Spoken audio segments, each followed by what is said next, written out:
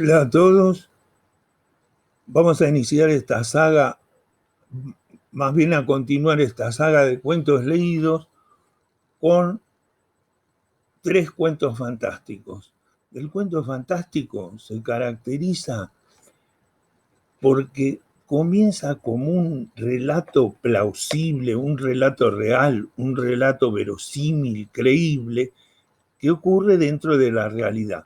Pero mientras va transcurriendo el relato, el narrador nos va introduciendo en ciertos sucesos que son inexplicables, que no son verosímiles, no tienen explicación en la realidad. Por lo tanto, producen en el lector asombro, incertidumbre, sorpresa, dejándolo en una incógnita, dejándolo con algo que no puede resolver.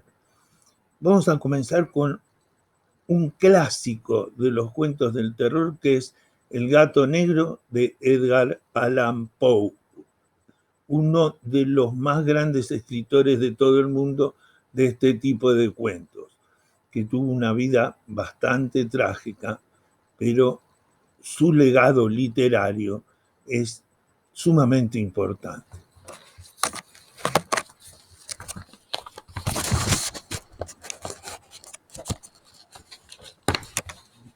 El gato negro.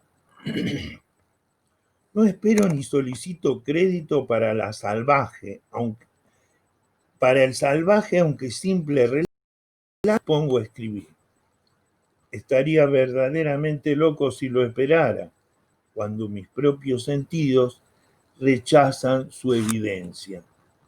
Sin embargo, loco no estoy, y muy ciertamente no estoy soñando.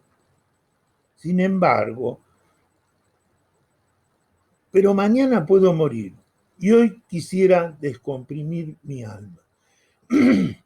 Mi propósito inmediato es mostrar ante el mundo, llana, resumidamente y sin comentarios, una serie de simples eventos hogareños. En sus consecuencias, estos eventos me han aterrorizado, me han torturado, me han destrozado. Sin embargo, no trataré de explicarlos. Si para mí han sido horribles, a otros les parecerán menos terribles que barrocos. En el futuro quizás podrá hallarse alguna mente que reduzca a mi fantasma a lugares comunes. Alguna mente más calma, más lógica y bastante menos excitable que la mía, que percibirán las circunstancias que detallo con pavor nada más que una sucesión ordinaria de causas y efectos muy naturales. Como dijimos en esta introducción, el narrador nos cuenta que nos va a relatar sucesos hogareños, sencillos, pero después que se transformaron en una cosa terrorífica para él. Desde mi infancia me destaqué por la docilidad y humanidad de carácter. La ternura de mi corazón era tan ilustre que llegó a convertirme en objeto de burla de mis compañeros. Yo era especialmente aficionado a los animales y mis padres me permitían tener una gran variedad de mascotas. Con ellas yo pasaba la mayor parte de mi tiempo y nunca era tan feliz como cuando las alimentaba y acariciaba. Esta particularidad de carácter creció con mi desarrollo y en mi adultez yo obtenía de eso una de mis principales fuentes de placer. A quienes han disfrutado del afecto de un perro fiel y sagaz, casi no necesito explicarles la naturaleza o la intensidad de gratificación que de allí se desprende. Hay algo en el amor desinteresado y abnegado de un animal que llega directamente al corazón de quien ha probado con frecuencia de la falsa amistad y la voluble fidelidad del hombre. Me casé tempranamente y fui feliz de hallar en mi esposa una disposición que no contrariaba la mía. Observando mi debilidad hacia las mascotas domésticas, ella no perdió oportunidad de procurármelas de las mejores especies. Tuvimos pájaros, peces dorados, un perro fino, conejos, un mono pequeño y un gato. Este último era un animal notablemente grande y hermoso, totalmente negro y de una sagacidad sorprendente. Hablando de su inteligencia, mi esposa, que en el fondo era algo supersticiosa, hizo frecuentes alusiones a una antigua noción popular que consideraba a todos los gatos negros como brujas disfrazadas. No quiero decir que yo le creyera seriamente, lo menciono solamente por la simple razón de que justo ahora lo recuerdo. Plutón, ese era el nombre del gato, era mi mascota favorita y mi compañero de juegos. Yo solo lo alimentaba y él me seguía a cualquier lugar al que yo fuese de la casa. Incluso me resultaba difícil poder disuadirlo de que no me siguiese a través de las calles. Nuestra amistad duró, de este modo, varios años, durante los cuales mi temperamento general y mi carácter, a través de la intemperancia del demonio, he experimentado, me sonrojo al confesarlo, una alteración radical hacia lo peor. O sea, el hombre cada vez se puso más insoportable, más irritable, con menos paciencia. Me hice día a día más taciturno, más irritable, menos considerado de los sentimientos de los otros. Me permití usar un lenguaje violento hacia mi esposa. Finalmente, incluso le ofrecí violencia personal. Mis mascotas, por supuesto, sintieron el cambio de mi disposición. No solo las descuidaba, sino que las maltrataba. Para Plutón, sin embargo, yo todavía conservaba consideración suficiente como para reprimirme de maltratarlo, en tanto que no tenía escrúpulos para maltratar a los conejos, al mono.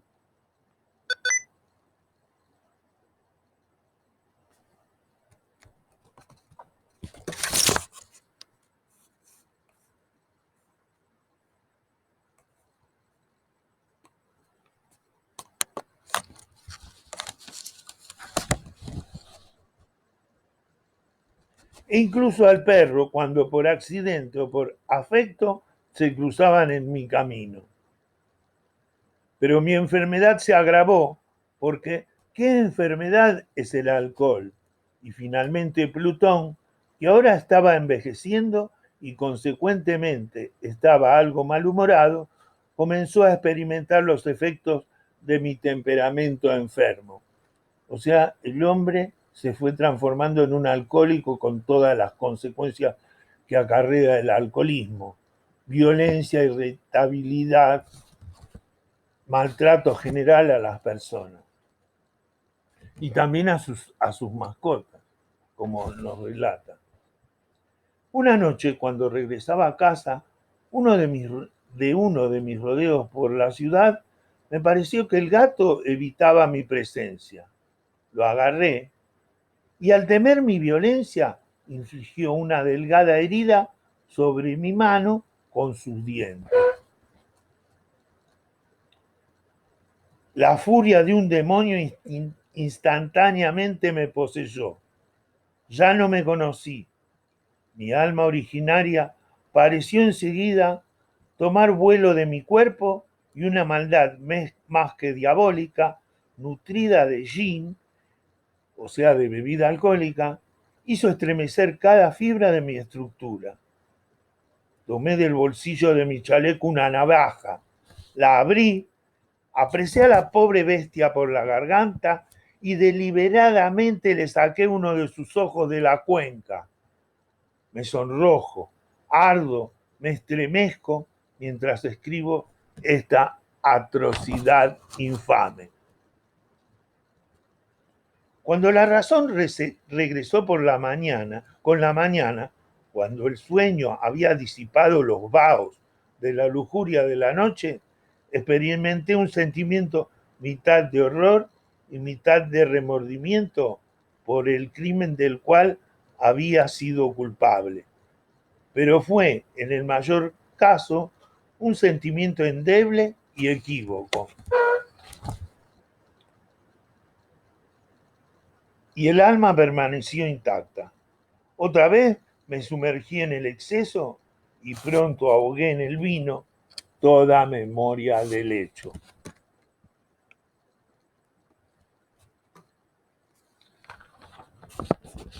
Mientras tanto, el gato lentamente se recuperó.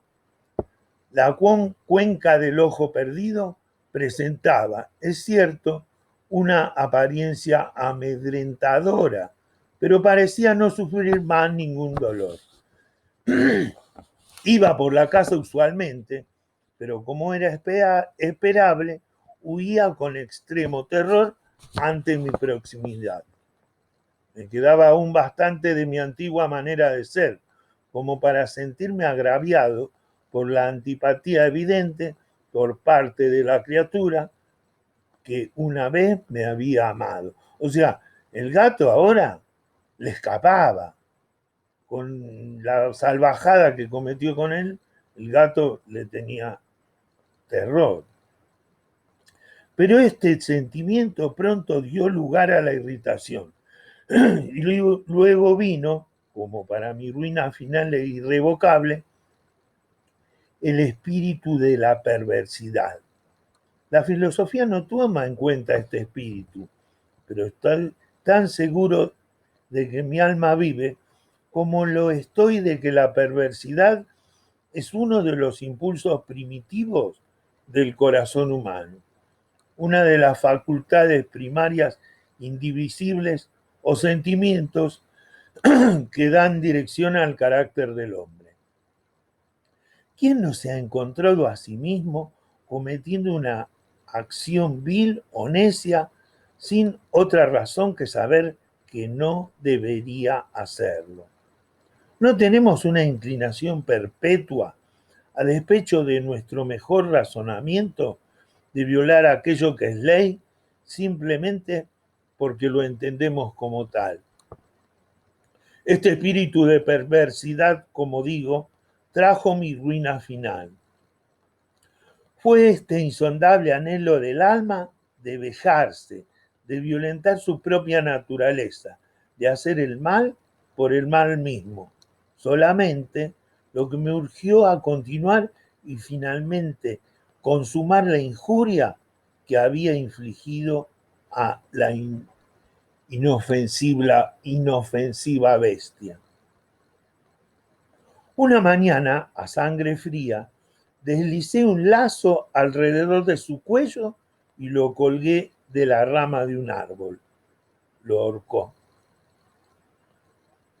Lo colgué con las lágrimas brotando de mis ojos y con el remordimiento más amargo en mi corazón.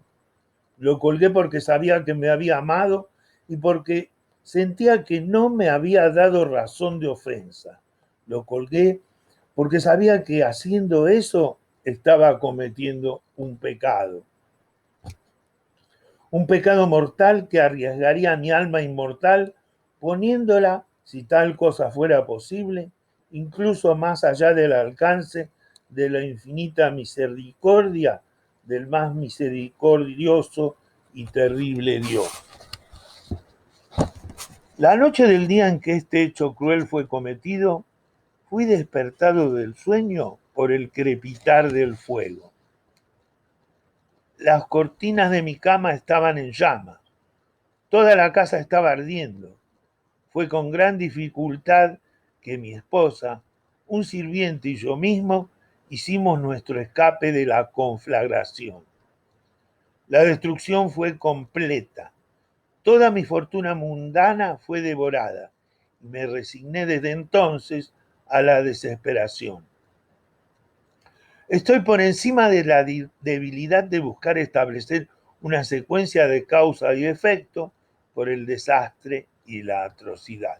O sea, lo que quiere decir es que él no quiere relacionar el crimen que cometió con el incendio de su casa como si fueran dos cosas que tienen alguna relación. Pero estoy detallando una cantidad de hechos y no deseo dejar incompleto ningún eslabón. Al día siguiente del incendio visité las ruinas. Las paredes, con una sola excepción, se habían desmoronado. Esta excepción era un bloque de pared, no muy grueso, que se erigía en la mitad de la casa y contra el cual había descansado la cabecera de mi cama. El revoque allí había resistido en gran medida la acción del fuego, hecho que atribuí a que recientemente había sido extendido. Alrededor de esa pared, una densa multitud estaba reunida, la gente que asistió por curiosidad para ver el incendio.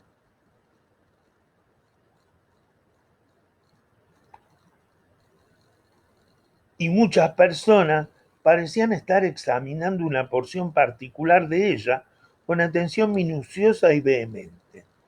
Las palabras extraño, singular y otras expresiones similares excitaron mi curiosidad.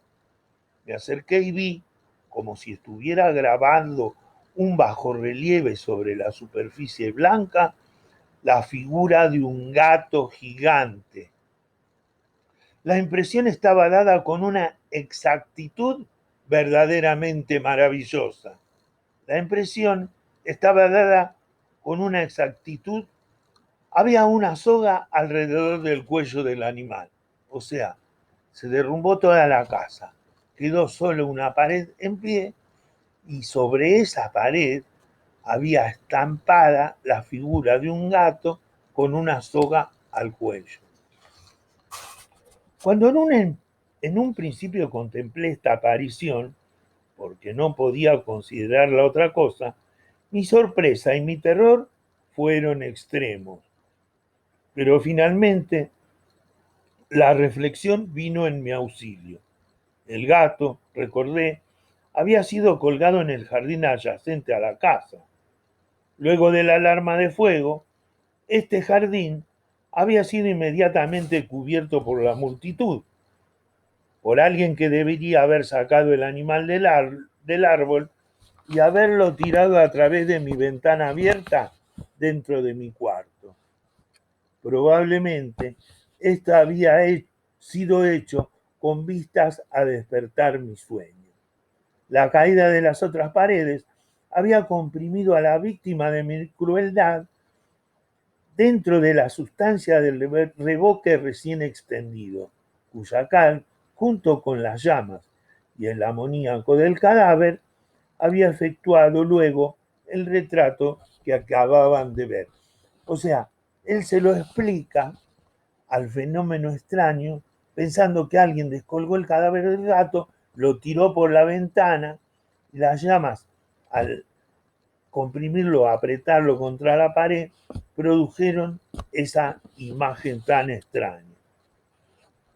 Aunque de este modo prontamente rendí cuentas a mi razón, no hacia mi conciencia, porque el pasmoso hecho recién detallado no dejó de hacer una profunda impresión en mi imaginación.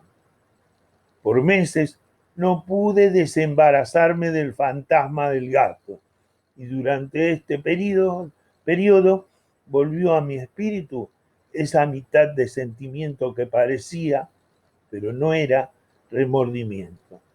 Incluso lamenté la pérdida del animal y me busqué en los rodeos viles que ahora habitualmente daba otra mascota de la misma especie y de apariencia un tanto similar con la cual reemplazar su lugar. O sea, siguió con su costumbre de alcohólico, rondando por los bares para ver si, mientras se emborrachaba, viendo a ver si conseguía otro gato para reemplazar el que él mismo mató. Una noche, cuando me senté medio estupefacto en una guarida algo más que infame, mi atención fue súbitamente captada por un objeto negro, reposando sobre la parte superior de uno de los inmensos toneles de gino de ron que constituían los muebles principales del departamento. O sea, estaba en un tugurio, en una taberna, y vio algo encima de un barril de bebida alcohólica. Yo había estado mirando firmemente la cima de ese tonel por algunos minutos, y lo que ahora me causaba sorpresa era el hecho de no haber percibido antes el objeto que había allí arriba. Me acerqué y lo toqué con mi mano. Era un gato negro, uno muy grande, tan grande como Plutón, e íntimamente semejante a él en todos los aspectos, menos en uno. Plutón era un gato, no tenía un pelo blanco sobre ninguna porción de su cuerpo, pero este gato tenía una gran, aunque indefinida, mancha de color blanco cubriendo casi toda la región del pecho. Con mi contacto, él inmediatamente se levantó, ronroneó sonoramente, se frotó contra mi mano y pareció deleitado con mi atención. Entonces, esta era la única criatura que había estado buscando.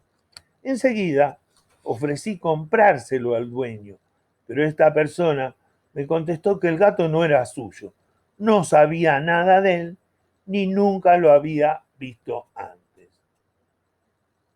Continué con mis caricias y cuando me preparé para volver a casa, el animal reveló disposición para acompañarme.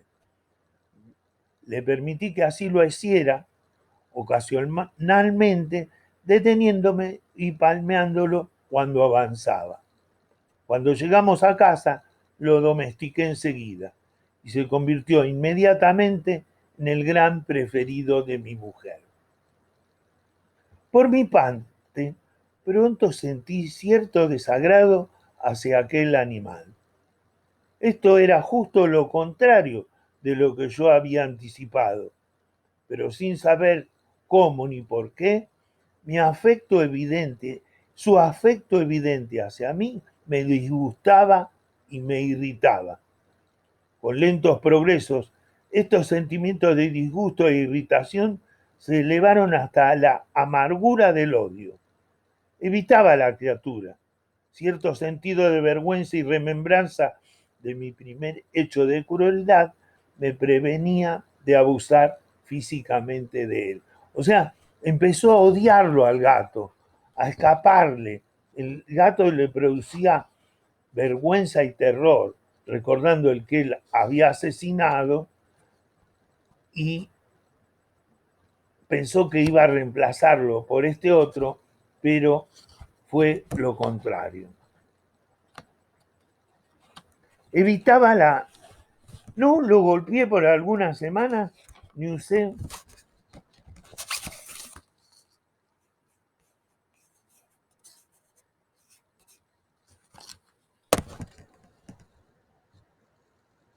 No lo golpeé por algunas semanas, ni usé otra clase de violencia con él. Pero gradualmente, muy gradualmente, llegué a mirarlo con una aversión inexpresable y huir silenciosamente de su odiosa presencia como de un aliento de pestilencia. Lo que acrecentó sin duda mi odio hacia la bestia fue el descubrimiento la mañana posterior a que lo traje a casa de que, como Plutón, también había sido privado de uno de sus ojos. O sea, el nuevo gato también era tuerto. Esta circunstancia, sin embargo, solo hizo que mi esposa, quien, como ya he dicho, poseía un alto grado esos sentimientos humanitarios que una vez había sido mi trato distintivo y la fuente de muchos de los placeres más puros y simples, lo quisiese más. O sea, la mujer, al ver que el pobrecito gato era tuerto, le tenía más cariño. Junto a mi aversión hacia el gato, sin embargo, su debilidad hacia mí parecía crecer. Seguía mis pasos con una pertinacia que sería difícil hacérsela comprender al lector. Donde quiera que me sentara, él se agazapaba debajo de mi silla o saltaba sobre mis rodillas, cubriéndome con sus odiosas caricias. Si yo me incorporaba para caminar, él se metía entre mis pies y de este modo casi me tiraba. O fijando sus largas y arqueadas uñas en mi ropa, escalaba de este modo hasta mi pecho. En tales ocasiones, aunque deseaba destruirlo con un golpe, me reprimía de hacerlo. En parte por la memoria de mi primer crimen, pero principalmente, permítanme confesarlo enseguida, por el pavor absoluto hacia la bestia. Este pavor, exactamente pavor a la maldad física, aunque debería estar perplejo al definirlo de otro modo. Estoy casi avergonzado, sí, incluso en esta celda criminal, estoy casi avergonzado de que el terror y el horror que el animal me inspiraba se hayan avivado por una de las quimeras más puras que se puedan concebir. Mi esposa me había llamado la atención más de una vez sobre el carácter de la mancha de pelo blanco, la cual, como he dicho, constituía la única diferencia visible entre la extraña bestia y la que yo había destruido. El lector recordará que esa mancha, aunque larga, había sido originalmente indefinida, pero a través de lentos progresos casi imperceptibles, por los cuales por un tiempo prolongado mi razón rechazó por rechazarla por ilusoria, había finalmente asumido una distinción rigurosa de su contorno. Era la representación de un objeto que me estremezco al nombrarlo, y por esto, por encima de todo, odié y temí. Me había desembarazado del monstruo si me hubiera atrevido. Era ahora, como digo, la imagen de una cosa espantosa, de una cosa horrible, de la horca, oh funesta y terrible máquina de horror y de crimen, de la agonía y de la muerte. O sea, la mancha blanca que tenía el gato empieza a crecer alrededor del cuello y empieza a tomar la forma de una horca. Y entonces yo, verdaderamente desventurado, más allá de la desventura de la propia humanidad, pensar que una bestia, cuyo semejante yo había destruido desdeñosamente, una bestia era capaz de producir tan insoportable angustia en un hombre creado a imagen y semejanza de Dios. Cuánta calamidad intolerable. Ay, ni un día ni una noche más conocí la bendición del descanso. Durante el comienzo, la criatura no me dejaba ni un momento solo. Y más tarde, salía yo a hora de sueños de pavor inexpresable para encontrar el aliento caliente de la cosa sobre mi cara y su vasto peso, una encarnada pesadilla que no tuve el poder de alejar, inmerso eternamente sobre mi corazón. O sea, cuando él dormía, el gato se posaba encima de él y no lo dejaba casi respirar. Bajo la presión de los tormentos como estos, el débil vestigio de bondad dentro de mí sucumbió. Pensamientos malvados se convirtieron a los míos más íntimos en los más oscuros y más malvados de los pensamientos. La irritabilidad de mi temperamento usual creció hasta hacer odio hacia todas las cosas y hacia toda la humanidad. Mientras tanto, de las explosiones súbitas, frecuentes e ingobernables de la furia, a la cual ahora me había abandonado ciegamente, mi esposa, que jamás protestaba, fue la más usual y paciente de las víctimas. O sea, toda la locura y el odio que engendraba en contra del gato se la descargaba contra su pobre mujer. Un día ella me acompañó en una diligencia de la casa al sótano del viejo edificio que nuestra pobreza nos obligaba a habitar. El gato me siguió escaleras abajo y a punto estuvo de tirarme cabeza abajo, por lo cual me exasperó hasta la locura. Levantando mi hacha y olvidando en mi cólera el pavor infantil que hasta ahora había detenido mi mano, dirigí un golpe hacia el animal, que por supuesto hubiera resultado instantáneamente fatal si hubiera descendido como yo deseaba. Pero este golpe fue apresado por la mano de mi esposa, incitado por la interferencia dentro de un furor más que demoníaco, retiré mi brazo de su puño y sepulté el hacha en su cerebro. Ella cayó muerta al instante sin un gemido.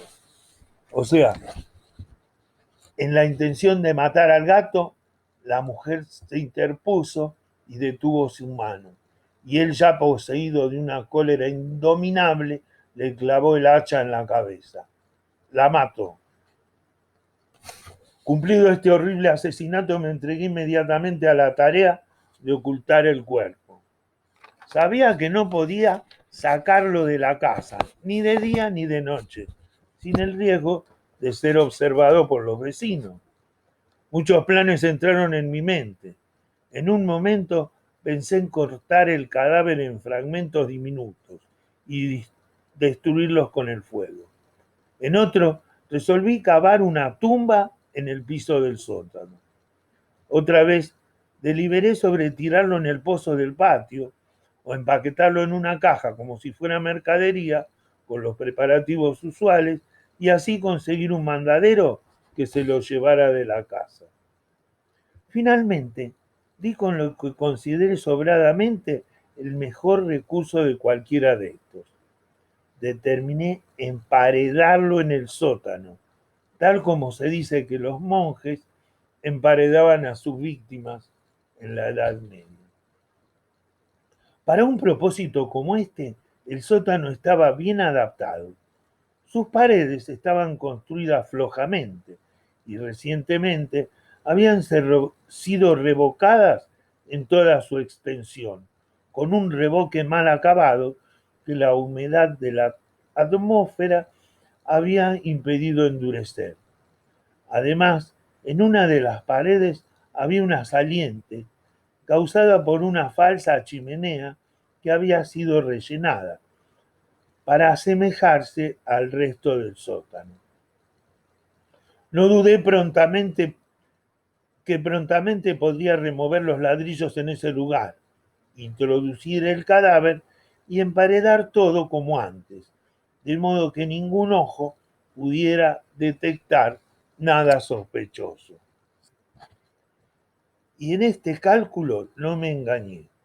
Por medio de una palanca fácilmente disloqué los ladrillos y habiendo depositado cuidadosamente el cuerpo contra la pared interior, lo sostuve en esa posición, mientras que con alguna dificultad recolocaba la estructura total como se extendía originalmente. Habiendo obtenido argamasa, arena y fibras, con todas las precauciones posibles, preparé un revoque que no podía distinguirse del antiguo y con él muy cuidadosamente cubrí el nuevo emplazamiento de ladrillos. Cuando terminé, me sentí satisfecho de que todo estuviera en orden. La pared no presentaba la más leve apariencia de haber sido alterada. La basura del piso fue recogida con cuidado minucioso. Miré alrededor triunfalmente y me dije, aquí al menos mi labor no ha sido en vano. Mi próximo paso fue buscar a la bestia, que había sido la causa de tanta desdicha, porque finalmente había resuelto exponerla a la muerte. Si hubiera sido capaz de encontrarla en ese momento, no podría haber existido duda de su destino. Pero parecía que el ladino animal se había alarmado por la violencia de mi cólera previa y evitaba presentarse ante mi humor actual. O sea, el gato había desaparecido, no lo podía encontrar. Es imposible describir o imaginar el profundo, el dichoso sentimiento de alivio que la ausencia de la criatura detestada ocasionó en mi pecho. No apareció durante la noche y de este modo, por una noche al menos desde su llegada a la casa, dormí profunda y tranquilamente. Ay, dormí incluso con la carga del asesinato sobre mi alma. Pasó el segundo y el tercer día, y todavía mi atormentador, o sea, el gato, no vino. Otra vez respiré como un hombre libre. El monstruo, lleno de terror, había huido de las dependencias para siempre. No debería contemplarlo más. Mi felicidad era suprema. La culpa de mi oscuro hecho me perturbaba, pero poco. Algunas pocas averiguaciones se habían hecho, pero éstas habían sido prontamente respondidas.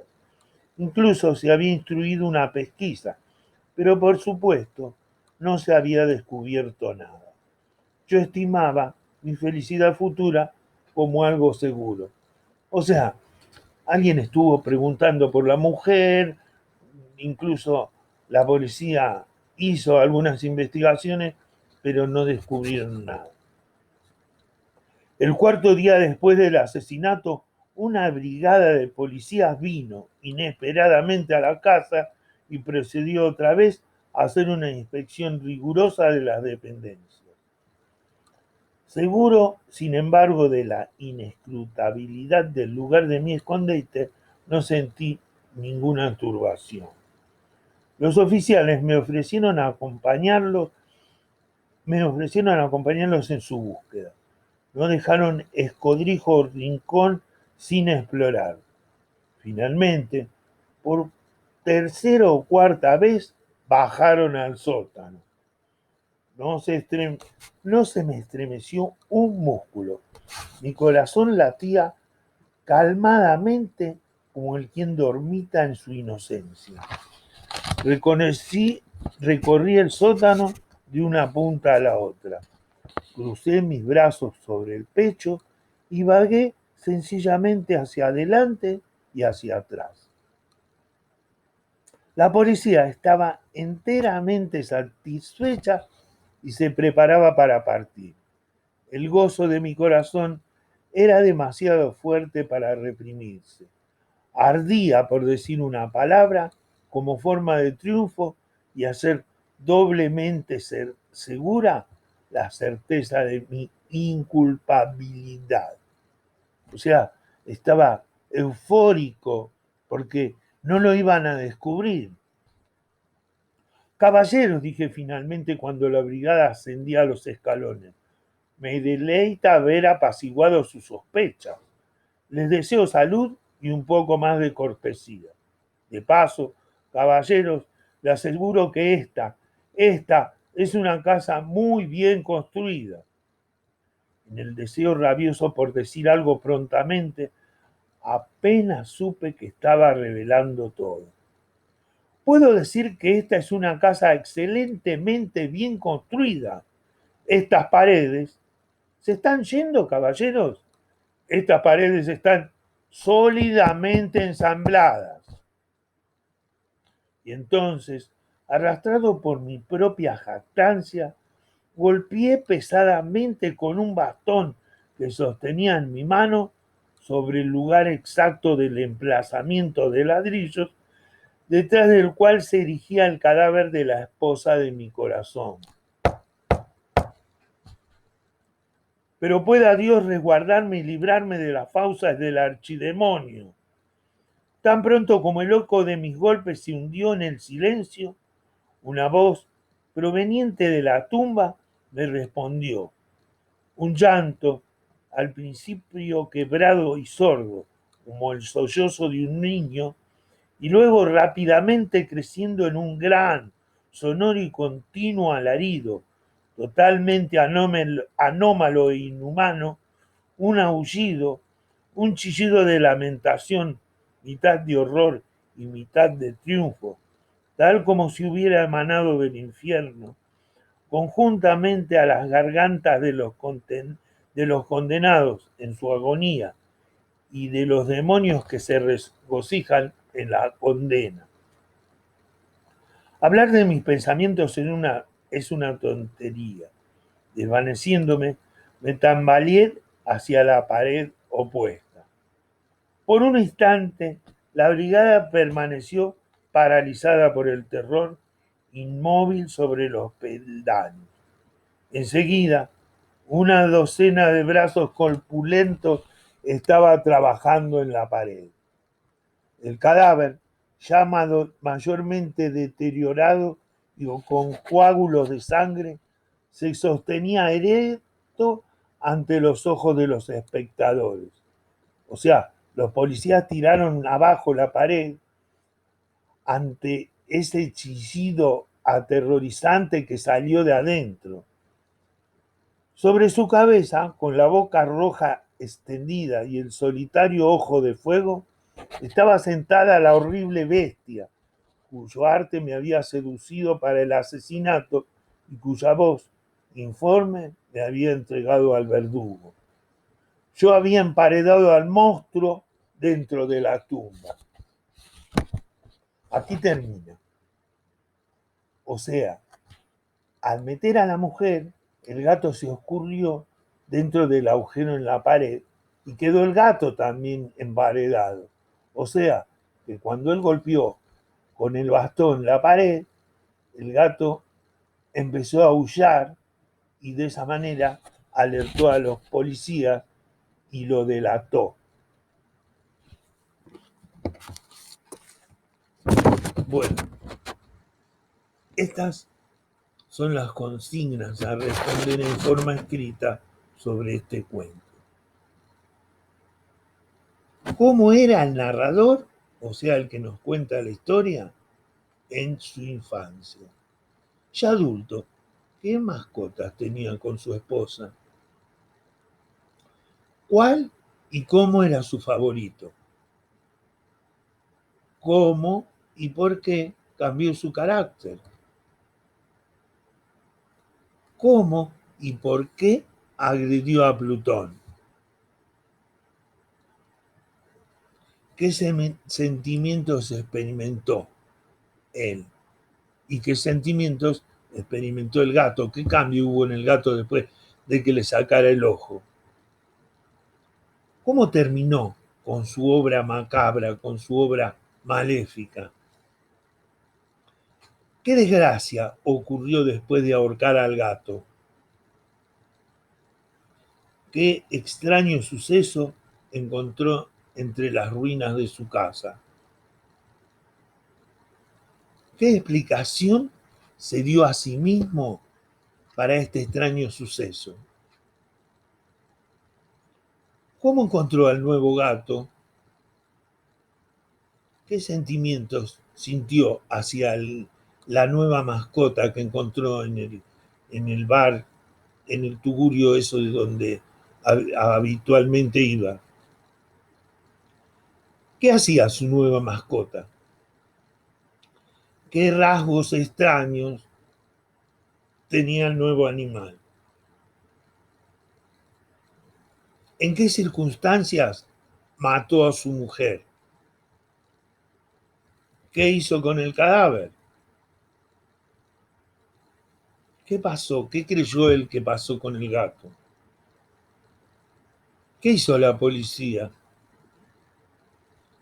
¿Qué hizo él para demostrar su inocencia? ¿Qué sonido se escuchó cuando él tomó esta actitud? ¿Qué hicieron entonces los policías? ¿Qué escena apareció entonces? ¿Dónde se había escondido el gato? ¿Quién relata el cuento? ¿Qué crees de su estado psiquiátrico, de este hombre, de este narrador del relato? Resumí 3 secuencias del relato que son inexplicables y que hacen que este sea un cuento fantástico. Eso es